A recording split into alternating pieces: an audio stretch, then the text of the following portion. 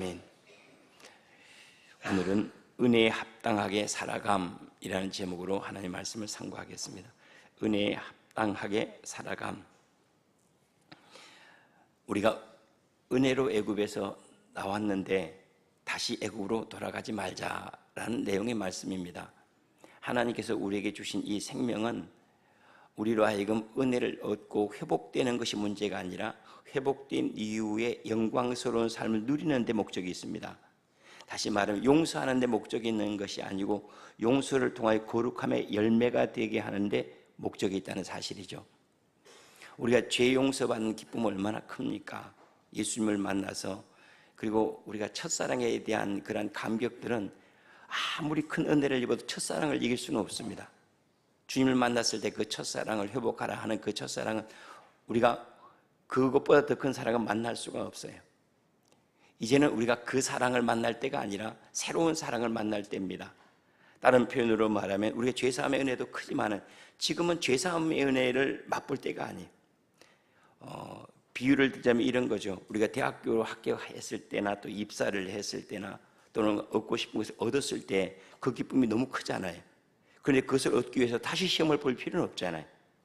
대학교 들어가기 위해서 다시 시험을 볼 필요가 없고, 야, 입사 합격한 게 이게 좋은가? 그렇다면 다시 또 취직을 해야 되겠다 하고 그만두고 다시 칠 필요가 없잖아요. 왜냐하면 들어가서 누리는 기쁨으로 새롭게 돼야 되는데 날마다 은혜 받고 용서받은 기쁨으로 채워지면 되겠는가? 이제는 다른 기쁨, 다른 영광을 누려야 되지 않겠는가? 주님께서 우리를 죄 가운데 건져내셨고 새로운 생명을 주셨다면 이제는 새로운 생활 안에서의 즐거움을 누려야 된다는 거예요. 애굽에서 나올 때 얼마나 감격이겠습니까? 해방되는 감격들, 홍해의 기적들을 보는 거 얼마나 놀랍습니까? 그런데 이제는 홍해의 기적을 볼 때가 아니라는 거예요.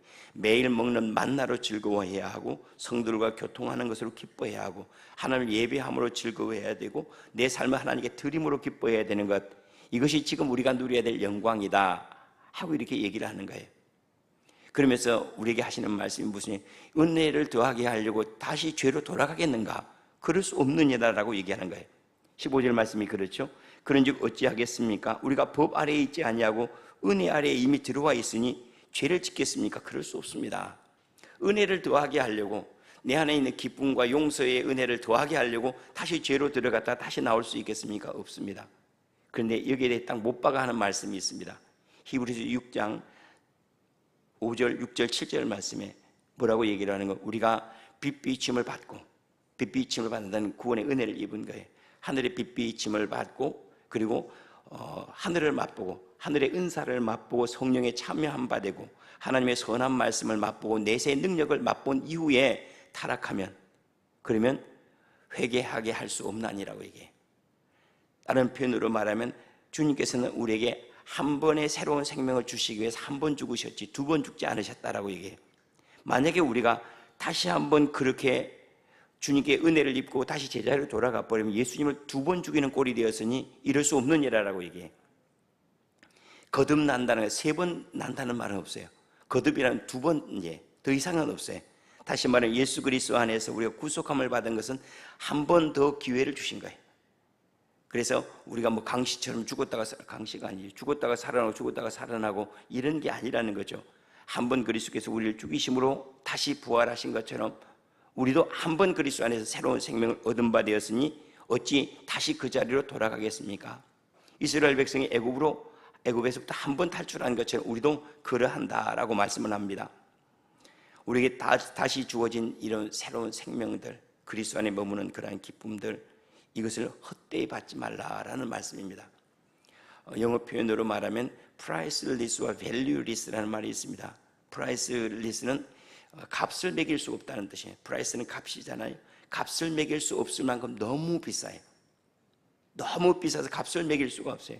근데 valueless라는 말은 아직 값어치가 없다는 거예요.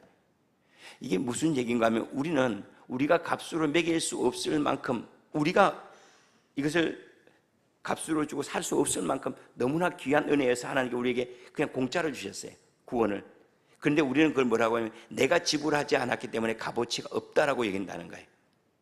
내가 죽지 않고 그리스도가 죽었기 때문에 우리는 그 아픔과 그 값어치가 얼마나 큰지를 잘 모른다는 거예요. 그 값어치 없이 내가 죽지 않아도 죽은 이가 계시고 내가 지불하지 않아도 지불한 이가 계시니 그러므로 값어치 없이 받지 말라라는 얘기예요. 내가 지불하지 않았다고 값어치 없는 것이 아닙니다. 그리스도께서 죽으심으로 지불하셨고, 그리고 내가 갚을 수 없을 만큼 너무나 커서 그분께서 갚으셨다는 사실 잊지 말라라고 말씀을 합니다. 한번 맛을 봤는데 어찌 다시 그 자리로 가겠습니까? 애굽의 맛을 봤잖아요. 죄의 아픔들과 우리가 구원을 받고자 했던 마음들이 뭐죠? 죄의 아픔들, 죄로 말미암은 고통들, 죄로 말미암은 괴로움들, 이것을 맛보았기 때문에 나 여기에 더 이상 머무를 수가 없어요. 나는 애굽에 더 이상 머무를 수가 없습니다. 나 이렇게 살면 안 될 것 같아요.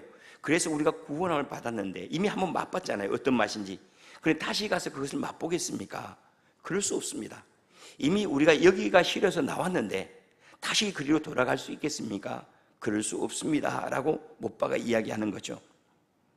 그러면서 16절입니다. 여러분 자신을 종으로 내주어 누구에게 순종하든지 그 순종함을 받은 자의 종이 되는 줄을 여러분들이 알지 못합니까? 혹은 죄의 종으로 사망에 이르고 혹은 순종의 종으로 의에 이릅니다. 자, 죄를 짓는다는 그 순간 이미 그 사람은 죄의 종이기 때문에 죄를 짓는다는 거예요. 다른 표현으로 말하면 누군가 그거 하세요 했는데 했어요. 그러면 이 사람이 그것을 했다는 말은 이 사람의 종이기 때문에 했다는 거예요. 그러니까 죄라고 하는 것이 너 이거 해 해서 이 사람이 죄를 지었어요. 그럼 뭐예요?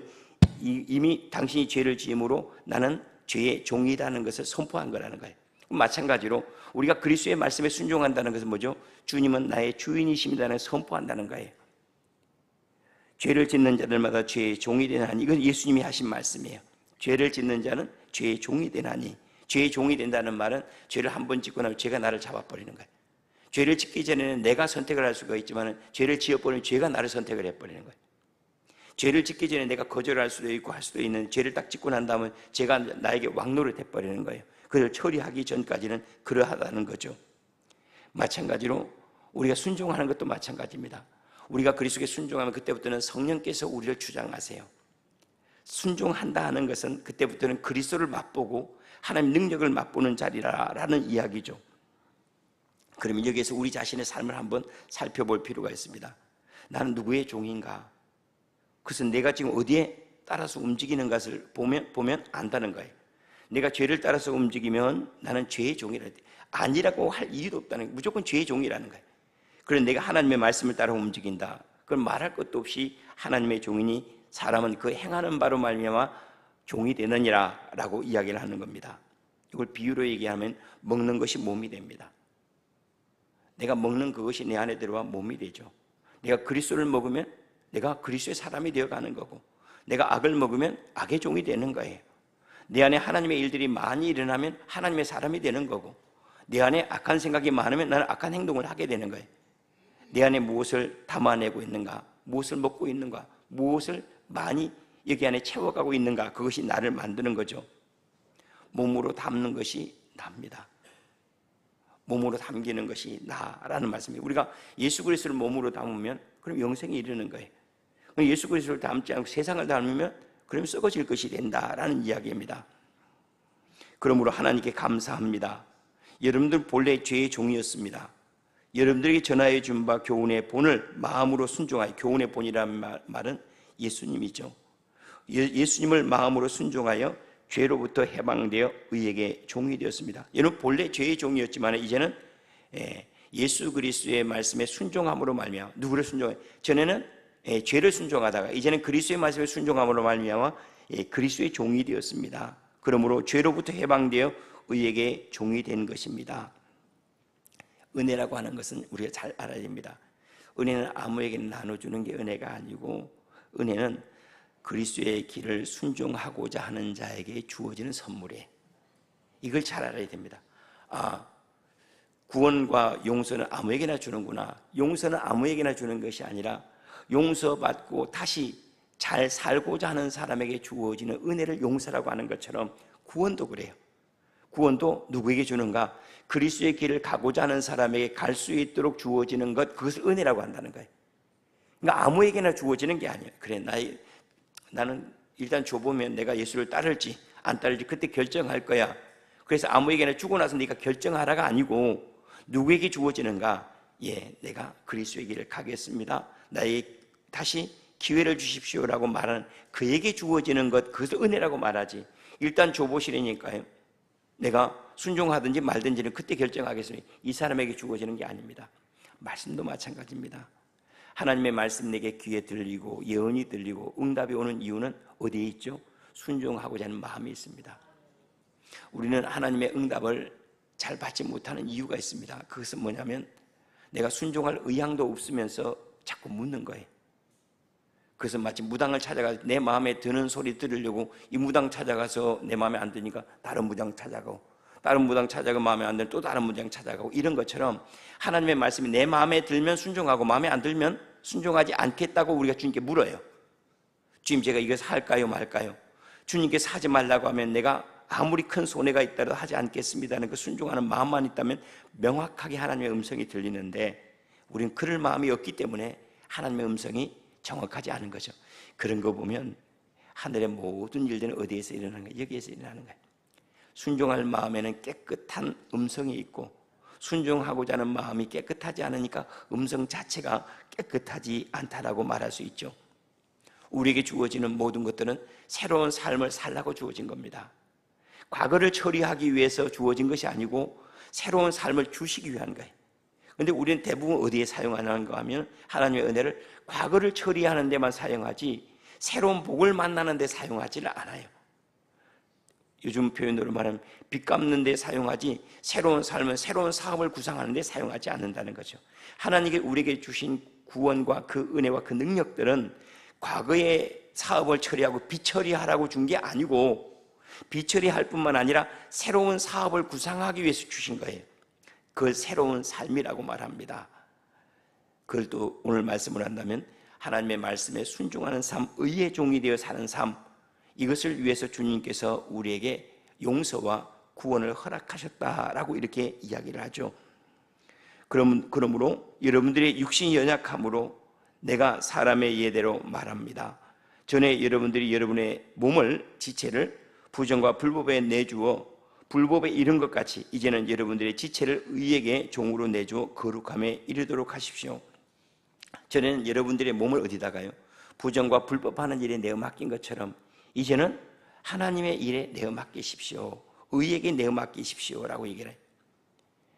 이 몸이라고 하는 것은 마치 돈이 악합니다. 어제도 이제 느닷없이 우리 장혁재 교수와 소리엘 장혁재 교수가 느닷없이 앞에 와서 식사를 하다가 아이고 인사하겠습니다 와가지고, 그래서 갑자기 그냥 유튜브 방송에 초대돼 가지고 이렇게 얘기를 했는데, 그분도 그런 얘기를 했죠. 사람은 이 몸으로 얼마만큼 순종하는가, 그것이 우리의 삶에 그대로 나타납니다. 얼마만큼 우리가 하나님의 말씀에 순종하는가, 얼마만큼 하나님의 영광을 담아내는가, 그것이 우리를 결정해요. 그분은 이제 그런 얘기를 했죠. 돈이라고 하는 것은 나쁘거나 좋거나 하지 않습니다. 누가 그것을 사용하느냐에 따라서 돈은 좋을 수도 있고 나쁠 수도 있어요. 몸도 마찬가지예요. 몸도 좋거나 나쁘거나 하지를 않아요. 몸 안에다가 좋은 것을 담으면 그러면 좋게 되고요, 나쁜 것을 담아서 나쁘게 된다는 거예요. 여기 안에 하나님의 생명을 담으면 여기 안에서 뭐가 자라가죠? 영생이 자라가고, 여기 안에 부정과 불법을 담으면 뭐가 자라가죠? 불법이 자라간다는 거예요. 그럼 여기 안에 하나님의 의를 담으십시오, 그 얘기를 하고 있습니다. 몸은 좋고 나쁘고가 아니에요. 우리의 삶은 좋고 나쁘고 아니에요. 좋을 수도 있고 나쁠 수도 있어요. 우리 안에 하나님의 생명이 열매를 맺어갈 수도 있고 악이 열매를 맺어갈 수도 있어요. 그럼 어떻게 하면요? 여기 안에 무엇을 담아 넣느냐, 내 몸을 어디에 따라서 움직이느냐에 따라서 맺히는 것이 다르다는 거예요. 내 몸에다가 하나님의 말씀을 담고 은혜를 담으면 그 안에 자라가는 것이 말씀의 열매가 되는 거고, 내 안에 불법을 담으면 거기에서 자라가는 것이 사망이 되는 겁니다 라고 이렇게 얘기를 해요. 이것을 조금 다른 표현으로 말하면 우리가 몸으로 담아내는 것이 내가 되고, 그것이 정직한 믿음의 모습입니다. 내 믿음의 진짜 모습은 뭐냐면 몸으로 담아내는 만큼이 내 믿음의 모습이에요. 몸으로 담아내는 만큼만 또 자라요. 몸으로 담아내지도 않았는데 믿음이 자란다거나, 몸으로 순종하지도 않았는데 은혜를 입었다거나, 몸으로 순종하지 않았는데 복을 받았다거나, 그건 없다는 거예요. 우리가 복을 받고 은혜를 얻고 뭘 하더라도 내가 몸으로 순종했기 때문에, 우리의 순종은 어디에 있죠? 몸에 있습니다. 그런데 이것을 이제 영성훈련하는 분들은 이제 이런 얘기를 합니다. 그건 옳은 판단이라고 생각이 되는 게 뭐냐면, 우리는 생각도 있고 또 의지도 있고 감정도 있고 많은데, 지금 여기를 살아갈 수 있는 것은 뭔가, 뭘 것 같아요? 우리 감정은 옛날 것 때문에 아파할 수도 있잖아요. 앞으로 올 일들 때문에 두려워할 수도 있잖아요. 그리고 우리 의지도 옛날 것 때문에 지금 의지가 강해질 수도 있고, 그래 나 내일은 잘할 거야 하고 내일 일 때문에 의지를 강하게 할 수도 있잖아요. 우리의 생각도 어제에 붙잡힐 수도 있고 나중에 붙잡힐 수도 있잖아요. 그런데 여기만 살아갈 수밖에 없는 부분이 있어요. 우리 안에. 뭐죠 그게? 몸이요, 몸. 우리 몸은 여기밖에 없어요. 몸이라고 하는 것이 옛날에 있습니까? 없어요. 몸이라고 하는 것은 지금 여기를 살아갈 수 유일한 것이래요. 그럼 결국 다른 모든 것들은 마치 씨앗이 밭에 뿌려져 있는 것처럼, 비가 오고 눈이 오고 뭐 계절이 바뀌고 바람이 부는, 그런 언제든지 바뀔 수 있는 거예요. 그런데 결국 자라가는 것은 바람도 아니고 뭣도 아니고 뭐죠? 뿌려진 씨앗인 것처럼 우리 안에도 마찬가지예요. 우리 안에도 몸으로 담기는 그만큼이 내가 되는 거예요. 몸으로 순종하는 만큼만 자라가는 거예요. 그래서 우리가 그리스도를 따르는 뭘로 따르는 거예요? 몸으로 따르는 거예요. 예배도 몸으로 하는 거예요. 그래서 영성생활도 몸으로 하는 것 중에 하나가 뭐냐면, 내 몸에 일어나는 반응을 가만히 살피면 여기저기 흩어졌던 생각들이 다시 제대로 돌아옵니다. 두려워했던 감정들 다시 돌아옵니다.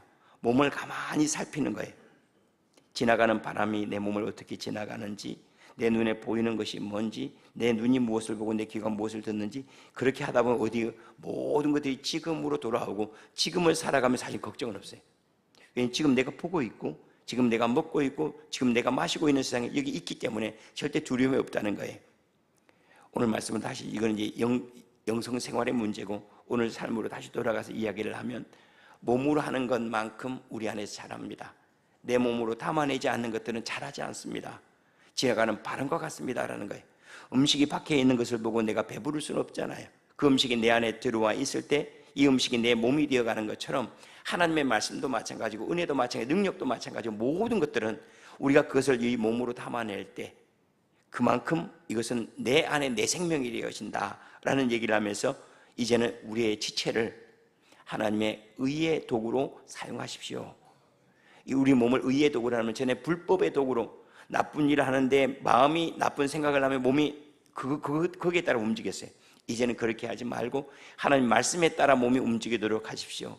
하나님 말씀을 담아내는데 몸을 사용하도록 하십시오. 하나님 예배하는데 몸을 사용하십시오. 그리하면 그 안에 자라나는 것이 하나님의 것이 될 것이고, 그것을 우리는 거룩함이라 또는 영생이라 말합니다 라는 이야기로 이어져 가고 있습니다. 우리가 죄의 종이었을 때는 의에 대해서 자유로웠습니다. 20절 말씀을 하고 있습니다. 우리가 죄의 종이었을 때는, 애굽에 있을 때는 우리가 율법의 종이 아니었죠. 애굽의 법의 종이었어요. 관계가 없었어요. 그러나 이제 우리가 하나님의 법 안으로 들어왔다면 뭐가 관계가 없죠? 애굽의 법이 관계가 없다는 거예요. 내 생명이 하나님의 은혜 안에 있으면 내가 관계 맺고 내가 관심을 갖고 내가 더 하고자 하는 것이 하나님의 일이 되어야 하지. 이 과거의 일들은 뭐예요? 사도 바울의 표현을 과거의 일은 잊었노라 그랬어요. 이 모든 것을 잊어버리고 내가 어떻게 그리스도 안에 살 것인가, 머물 것인가에 마음을 두는 것. 이제는 우리가 죄로부터 용서받는 것에 마음을 둘 일이 아니라 하나님의 생명이 점점 자라가는 일에 마음을 두는 것, 이것이 우리의 믿음의 모습이어야 된다라는 것을 하고 있습니다. 그러므로 여러분이 그때 무슨 열매를 얻었습니까? 이제는 여러분들이 그 일을 부끄러워하지 않습니까? 이는 그 마지막이 사망이기 때문입니다. 여러분들이 애굽에 있을 때 애굽의 일들이 부끄럽지 않았습니까? 누군가의 종으로 산다는 것, 그리고 그 결국은 거기에 죽는 거 아니었습니까? 이 일이 부끄러운 일 아닙니까? 이미 이것을 맛보지 않았어요? 우리 이것이 애굽의 삶이 얼마나 우리에게 허무한지를 맛보지 않았습니까? 언제예요? 예수 만나기 전에. 그러니까 예수 만나기 전에 이것을 맛보고 나서 예수를 만나야 돼요. 다른 표현으로 말하면 탕자가 되어진 다음에 아버지 집으로 돌아오는 거예요. 탕자가 되어지지 않은 사람은 아버지 집으로 못 돌아와요. 그래서 성경은 모두 다 잃어버린 것을 찾지, 잃어버리지 않은 것을 찾는 경우 하나도 없어요. 모두 떠난 사람이 돌아오고 잃어버린 사람이 찾는 거예요. 마찬가지로 우리가 철저하게 옛날의 삶에 대해서 혐오스럽고 그리고 가증함을 느끼고 정말로 짜증나고 그때 일만 생각해도 막 치가 떨리고 그 정도 되면, 그렇다면 우리가 이전 것은 반드시 떠날 것입니다. 그래서 우리가 또 용서를 구했고 그래서 우리가 예수님을 만난 거 아닙니까? 그런데 우리가 이미 맛본 그 자리로 다시 돌아갈 수가 있겠습니까? 그때 우리가 얼마나 아파했는데요, 얼마나 힘들어했는데요. 예수 없는 인생, 기도도 막히고 말씀도 없고 예언도 그치고 그리고 하나님께서 주신 평안도 없고 죄사함의 기쁨도 없을 때 우리가 얼마나 힘들었습니까? 그런데 다시 그곳으로 우리가 돌아갈 수가 있겠습니까? 돌아갈 수가 없습니다 라고 이렇게 못바가 이야기하고 있습니다. 이제는 우리에게 죄 때문에 힘들어했던 그 삶이 있었기 때문에, 과거에 있었기 때문에 돌아갈 수가 없습니다. 왜냐하면 죄라고 하는 것은 하나님의 생명이 오는 통로를 막아버리기 때문에 그렇습니다. 그 우리 스스로도 그랬죠. 우리가 지금 짓는 죄들 때문에 기도가 막히고 찬송이 감동이 안 되고 하나님께 부르짖어도 응답이 없고 기쁨도 사그라지고 감사도 사그라지지 않습니까? 이게 죄가 가져가는 생명을 빼앗아가는 일들이라는 거예요. 그런데 우리가 다시 그 자리로 돌아가겠다고요? 기도가 막히는 자리로 돌아가겠다고요? 기쁨이 없는 자리로 돌아가겠다는 말입니까? 심판에 대한 두려움이 있는 그 자리로 돌아가겠다는 말입니까? 그럴 수 없습니다. 그러나 이제는 여러분들이 죄로부터 해방되고 하나님께 종이 되어 거룩함에 이르는 열매를 맺었으니 그 마지막은 영생입니다. 이제부터는 이 모든 것들이 다 정리되었다면 이제는 뭐 해야 되죠? 거룩함에 이르러 어떻게 하면 내게 주신 생명이 열매가 될까에 마음을 둬야 됩니다. 이 새로운 삶은 하나님께 주신 재료들이에요. 결과가 아닙니다. 나에게 새로 주신 이 기회는 영생에 이르고 성숙할 수 있는 기회예요. 이것을 선용하십시오. 그래서 새로운 주신 기회를 통해서 은혜가 더 많아지게 하고 감사가 더 많아지게 하고 기도가 더 깊어지게 하고 그 열매가 영생이 되게 하셔야 되지 다시 옛날로 돌아갈 기회로 사용하지 마십시오 라고 이야기를 합니다. 그러면서 이제 마지막 얘기로 나오는 거죠. 죄의 삭은 뭔지 알죠? 죄의 결과는 사망입니다. 하나님의 은사는 뭔지 알죠? 그리스도 예수 우리 주 안에는 영생입니다. 왜 이 얘기를 하는가 하면 하나님께서 우리에게 주신 것이 뭐죠? 점점 영생이 되도록 여기 안에 영생이 자라가도록 하나님의 생명이 자라가도록. 아니 하나님의 생명이 자랍니까? 그렇죠. 우리가 아이들을 보면 알지 않습니까? 어렸을 때 그 생명이 육체 가운데 이렇게 자라는 것처럼 하나님께서 우리에게 주신 생명도 점점 자라서 열매가 되는 것, 겨자씨와 같은 존재가 큰 나무를 이루는 것, 바로 그것이 믿음의 성숙이라는 얘기입니다. 이 일을 사도 바울은 이렇게 고백해요. 내가 어린아이였을 때 그 일을 이제는 잊었노라 라고 얘기해요. 우리가 예수 그리스도로 말미암아 구원받은 은혜 너무나 감격이 미는 첫사랑입니다. 그러나 그것이 전부가 아니라는 거예요. 예수를 믿고 구원을 받는 것, 그것이 전부가 아니라 이제는 그리스도와 동행하는 즐거움, 그분께 내어 맡기는 기쁨, 그분께 행하시는 것을 가만히 바라보는 즐거움, 그리고 그분께 주시는 것을 나누고 베푸는 삶의 영광을 누리는 것들, 복음을 전하는 즐거움들, 내 안에 그리스도가 점점 많아지는 그런 영광들, 이런 것들을 막 많아지게 한다면 이 마지막은 어디에? 영생에 이르게 됩니다 라고 이야기를 합니다. 우리는 그리스도를 말미암아 새로운 삶으로, 새로운 생명으로 부르심을 받았습니다. 그저 건져내기 위해 부르심을 받은 것이 아니라 여기에 삶이 확장되게 하고 여기에 삶이 점점 자라고 얼마만큼 자라는가 하면 가루 서말이 전부 다 누룩으로만 부풀게 되는 것처럼, 전에는 예수님께 마음만 두었지만 이제 몸이 가고 생각이 가고 느낌이 가고 삶 전부가, 손을 내밀면 예수고 손을 걷어들이면 그것도 예수가 되고, 내 안에도 예수 충만이고 내 밖에도 예수 충만이고, 먹을 때마다 마실 때마다 오직 하나님의 영광을 위해 하라 말씀하신 그대로 사도 바울은 나중에 이렇게 고백하죠. 내가 살아도 주를 위해 살고 죽어도 주를 위해 죽나니 사나 죽으나 내가 주님의 것입니다. 먹든지 마시든지 무엇을 하든지 내가 주님의 영광을 위하여 합니다. 여러분도 이렇게 해야 됩니다 라고 말하는 거죠. 예수 믿는 즐거움이 점점 많아지기를 축원합니다. 처음에 우리가 예수 믿었을 때 그 기쁨, 우리 이런 거 있죠. 처음에 예수 믿으면 교회 와서 막 환영을 받잖아요. 대접을 받잖아요.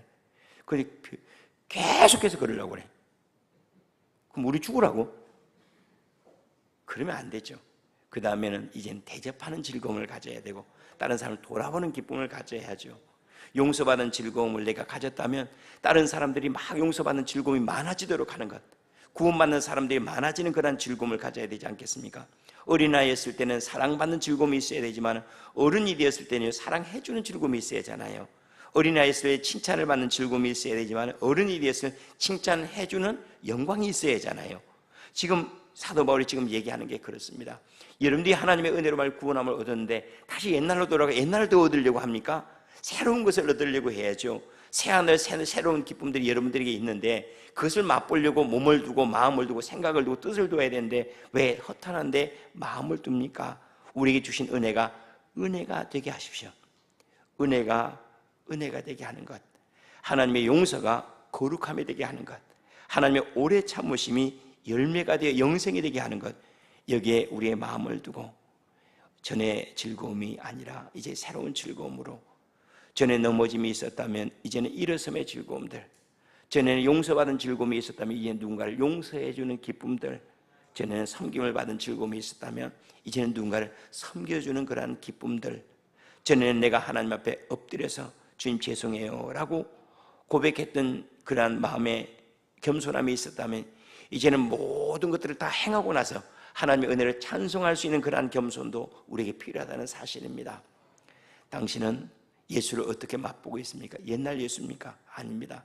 나는 매일 신선한 만나를 먹습니다. 매일 모든 방면에 새롭게 예수를 만납니다. 어제 당신입니까? 아닙니다.